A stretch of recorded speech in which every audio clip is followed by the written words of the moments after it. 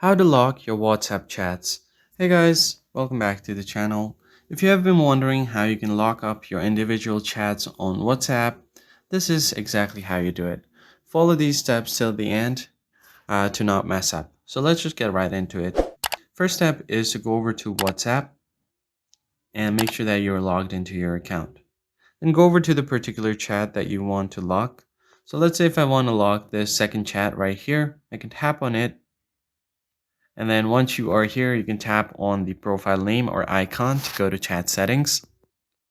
Once on the chat settings, you can find this option encryption, disappearing messages, and then chat lock. Tap on the toggle to lock and hide this chat on the device.